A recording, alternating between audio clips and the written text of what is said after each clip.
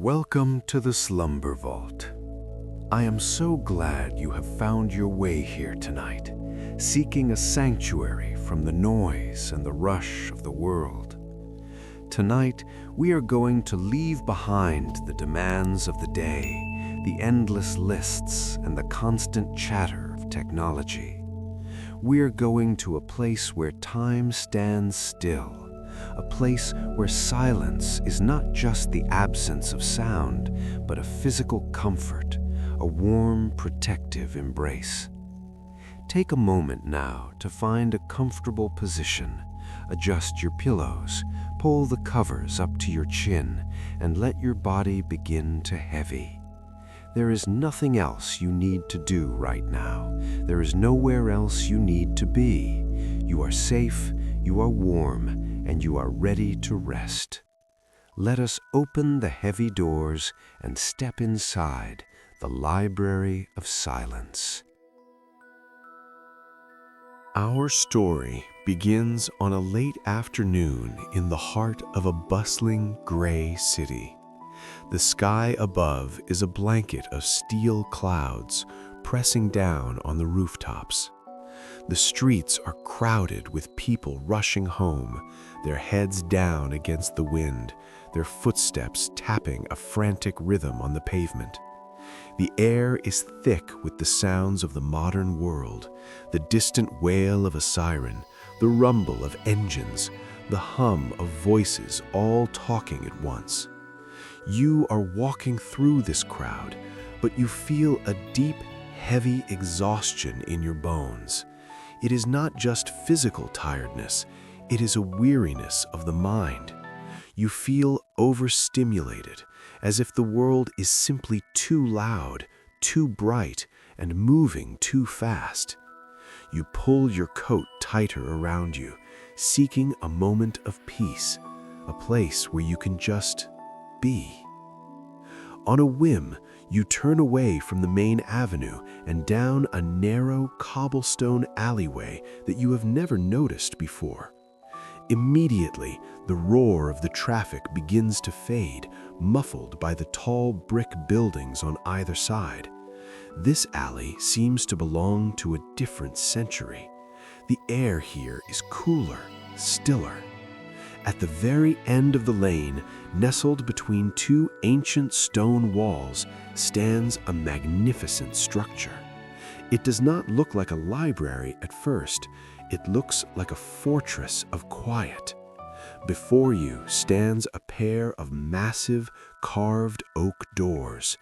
They are dark with age, polished by the touch of thousands of hands over hundreds of years. In the center, a simple brass plaque glows softly in the dim light. It reads, "The Library of Silence." You reach out a hand to touch the wood. It feels cool and solid, grounding you instantly. You grasp the heavy iron handle and, with a slow, deliberate effort, you push the door inward. The hinges turn silently, perfectly oiled, offering no resistance despite the door's immense weight. As you step across the threshold, the door swings shut behind you with a soft, final thud. And then, the transition happens. The noise of the city is severed, gone. It doesn't just get quieter. The silence here is a physical weight. It wraps around you instantly, like a heavy velvet cloak placed upon your shoulders. The tension in your neck and shoulders drops. The buzzing in your mind ceases. You take a deep breath, and for the first time all day, your lungs fill completely. You are standing in the Great Hall. It is a space of breathtaking, cathedral-like beauty. The ceiling soars 3 stories high, lost in shadow, supported by arches of dark, ancient timber. Before you, stretching as far as the eye can see, are shelves, floor-to-ceiling shelves made of dark mahogany filled with books. thousands upon thousands of books. Spiral iron staircases wind their way up to the upper levels, looking like delicate lace against the dark wood. The light here is golden and dim, filtering in through high clerestory windows near the roof. Beams of this amber light cut through the air, illuminating millions of tiny dust motes dancing in the stillness.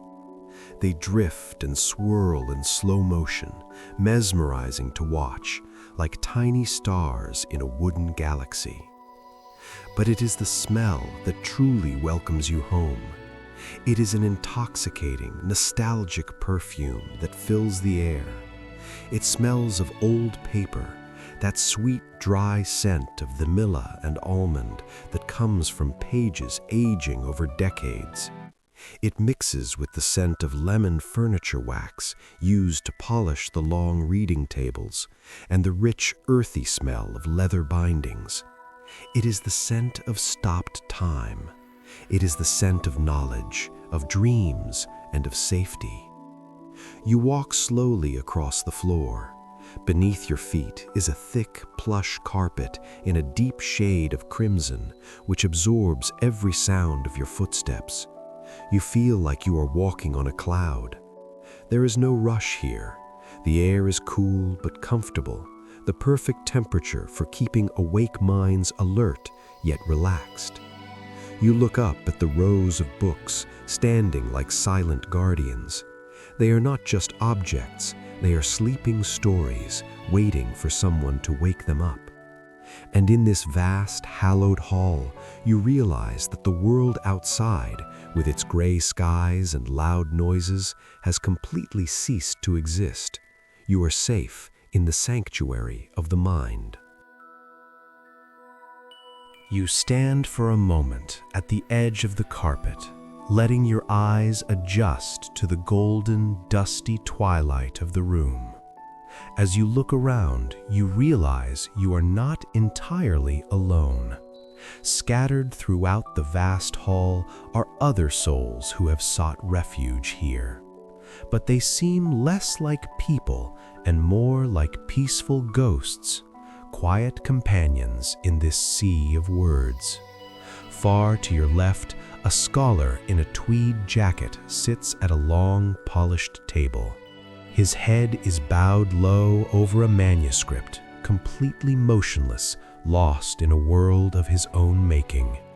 In a distant corner, a student is curled up in a large armchair, knees tucked to their chest, a thick volume resting on their lap. No one speaks, no one looks up. There is no need for greetings here. You are united by a shared agreement, the sacred rule of silence. It is a comfortable solitude, the feeling of being alone together. You begin to move deeper into the library. The silence here is not empty, it is full of tiny, delicate sounds that only serve to deepen the sense of peace. It is an auditory texture, a symphony of quiet.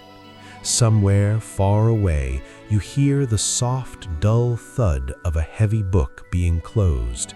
Nearer to you, there is the faint, rhythmic scuff of a shoe adjusting on the carpet, the creak of a wooden chair shifting as someone settles in deeper. These are the sounds of a library, gentle, purposeful, and deeply soothing. They are the heartbeat of this place. You find yourself drawn toward a narrow aisle tucked away beneath the shadow of a spiral staircase. A small brass sign attached to the shelf reads simply, "Lost Tales." The air here feels even stiller, if that is possible. It is cooler, smelling faintly of dried tea leaves and old parchment. The shelves tower above you, stretching up into the darkness, filled with books that have been waiting just for you. You begin the ritual of selection. This is not a task to be rushed. It is a slow, methodical dance between your hand and the history resting on these shelves. You reach out your hand, your fingertips hovering just inches from the spines. You walk slowly down the length of the aisle, letting your fingers trace a line across the books. Tip, tip, tip, tip, tip. You feel the rhythm of the spines against your skin. The textures are endless. Some books are bound in rough, woven cloth that feels like canvas, sturdy and humble. Others are encased in smooth, cool calfskin leather, polished by time to a glass-like finish. Some have raised bands across the spine, little bumps that tickle your fingertips as you pass. Some have gold lettering, embossed deep into the cover, so you can feel the shape of the title even without looking. You stop. Your hand hovers over a particular volume. It is a thick, substantial book, bound in a deep, midnight blue fabric that seems to absorb the light. The title is faded, the gold leaf worn away to a soft bronze, but the book calls to you. It feels right. You hook your index finger over the top of the spine. You pull, gently. Shh. Thump. The book slides out from its neighbors with a satisfying friction sound, the sound of paper rubbing against paper. It is a heavy book, solid and dense. You hold it in both hands, feeling its weight. It feels grounding, like holding a brick of solid peace. You bring the book closer to your face and inhale. The smell is magnificent, rich, sweet, and dusty. It smells like a forest in autumn, like a crackling fire, like memories you haven't made yet. You run your palm over the front cover. The fabric is soft, almost like velvet, worn smooth in the center where thumb after thumb has rested over the years. The corners are slightly bumped, softened by use. This book has been loved. This book has been a friend to many before you. Slowly, carefully, you prepare to open it. You cradle the spine in your left hand and lift the front cover with your right. Crinkle, pop. The spine gives a gentle, dry crackle, a sound like a small fire snapping. It is the sound of the book waking up from a long nap. The cover opens to reveal the end papers. They are a swirl of marbled colors, oils of deep blue, charcoal gray, and flecks of silver, looking like a map of a night sky. You turn the first page. The paper is thick, cream-colored, and slightly textured beneath your fingers. It is not the smooth, cold paper of modern books. This paper has grain. It has character. You turn another page, and another. The sound is hypnotic. The soft swish of the paper lifting, the gentle crackle as it turns, and the muted pat as it lays flat against the other side. Swish, crackle, pat. Swish, crackle, pat. You find your place in the middle of the book. The text is printed in a dark, crisp serif font, easy on the tired eyes. You are not reading the words yet. You are simply admiring them. The blocks of text look like orderly little gardens on the page. You run your thumb down the margin, feeling the edge of the page. It is soft, almost like fabric. Holding this treasure, you feel a sense of profound satisfaction.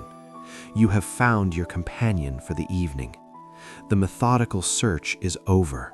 The anxious energy of seeking has been replaced by the calm certainty of finding. With the heavy blue book tucked securely under your arm, closer to your heart, you turn away from the shelves. It is time to find your nest. It is time to disappear completely. With the heavy blue book tucked securely under your arm, you wander toward the back of the great hall. Here, the architecture shifts. The grand, open space gives way to a series of intimate, secluded alcoves. These are the nests of the library, private corners designed for those who wish to disappear completely. You find one that seems to have been waiting just for you. It is a small, semicircular nook tucked away beneath the arch of a stone staircase. It is protected on 3 sides, a fortress within a fortress.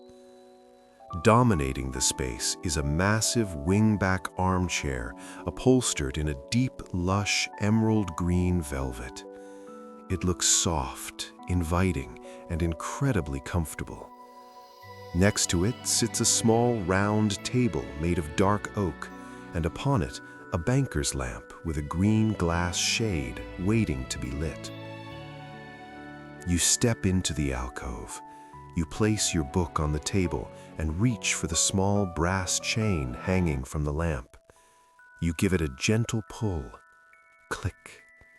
A pool of warm amber light spills out, illuminating the velvet of the chair and the cover of your book. It creates a small circle of golden warmth, pushing back the shadows of the library. This is your world now. Everything outside of this circle of light is unnecessary. You turn and lower yourself into the chair. You sink down and down. The cushion is plush and giving, molding itself perfectly to the shape of your body.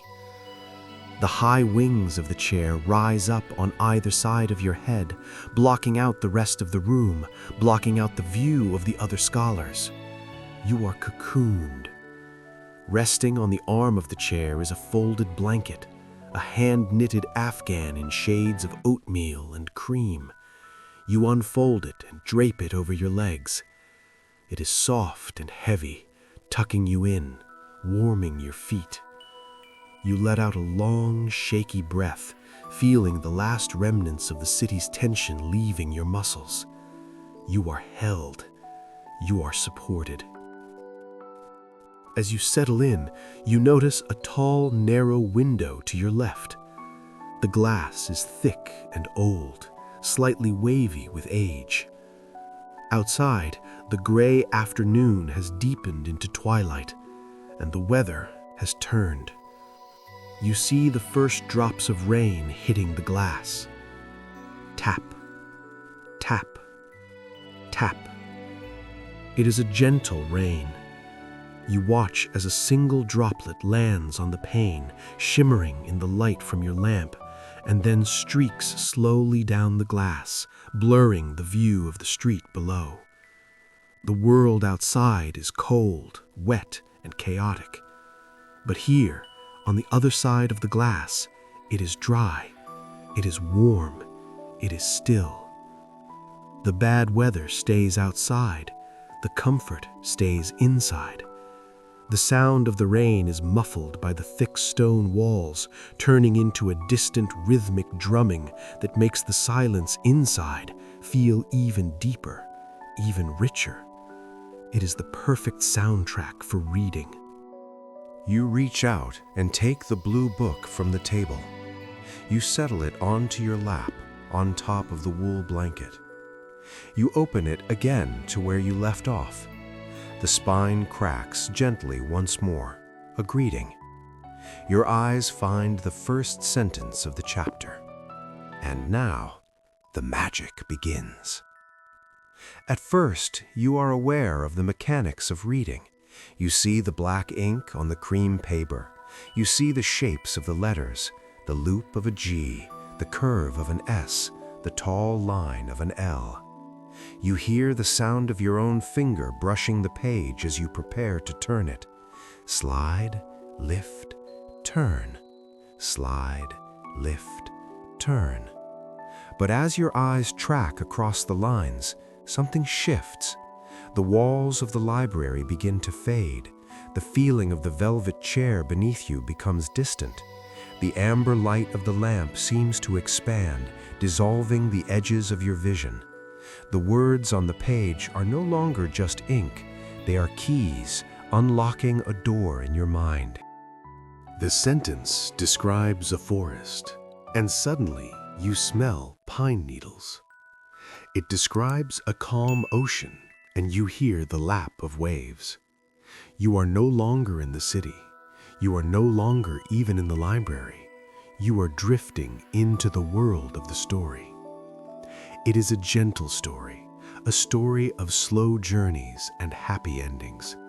There is no conflict here, only discovery. You float from paragraph to paragraph, carried along by the flow of the narrative like a leaf on a slow-moving river. The mesmerizing rhythm of the prose matches the beating of your heart. The real world, the emails, the traffic, the noise, has vanished completely. It has been overwritten by this beautiful, quiet dream. You turn another page. The sound is soft, like a whisper. You are completely absorbed. You are completely at peace. In this private nook, under the amber light, with the rain tapping against the glass, you have found the ultimate resolution, the quiet joy of a mind that is occupied, satisfied, and resting. After a while, the rhythm of the words begins to slow down. The narrative in your mind starts to drift, softening around the edges like a watercolor painting left out in the rain. The book, which once felt like a treasure in your hands, now begins to feel heavy. A pleasant, warm weight pulls at your wrists. Your eyelids, too, are becoming heavy. They flutter, struggling to stay open, wanting only to close and rest. The words on the page begin to blur gently, merging into comfortable lines of gray. It is time. The story will be there for you tomorrow. Tonight, your only task is to sleep. Slowly, you lift your hand and mark your page. You close the book. Thump. It is the softest sound in the world, the sound of an ending, the sound of completion. You reach out and place the volume gently on the small oak table beside you. You reach for the brass chain of the banker's lamp one last time. Click. The amber light vanishes, but you are not left in darkness. The moonlight from the high clerestory windows filters down through the library, bathing the great hall in a soft silver-blue glow. It is a restful light, dim and peaceful. You lean your head back against the high velvet wings of the chair. You are fully supported. You pull the knitted Afghan blanket higher, tucking it under your chin. You wiggle your toes, feeling the warmth trapped beneath the wool. You let your hands rest loosely in your lap, palms open, fingers curled softly. Every muscle in your body, from the top of your head to the tips of your toes, finally lets go. You sink deeper into the cushion, feeling as though the chair is hugging you. Take a moment to visualize where you are. You are sitting in the center of a fortress of silence. Around you, towering high into the shadows, are the shelves. Think of the thousands of books standing guard around you. Millions of words, thousands of stories, all resting quietly. They form a protective wall between you and the world outside. Nothing can reach you here. The noise of the city is gone. The worries of the day are locked outside the heavy oak doors. You are in the safest place imaginable. Listen to the silence one last time. It is a living silence. It hums with the energy of rest. It wraps around you like a second blanket, covering your mind, quieting your thoughts. Outside, the rain continues its gentle lullaby against the glass, a distant, rhythmic drumming that anchors you in this moment of comfort. Tap, tap, sleep. Tap, tap, sleep. Your breathing slows down to match the timeless rhythm of the library. In and out, slow and deep. With every exhale, you drift further down. You are floating on the scent of old paper and vanilla. You are drifting on the cloud of silence. The library fades. The chair fades. There is only the warmth, the safety, and the heavy, sweet pull of sleep. Drifting, floating, resting.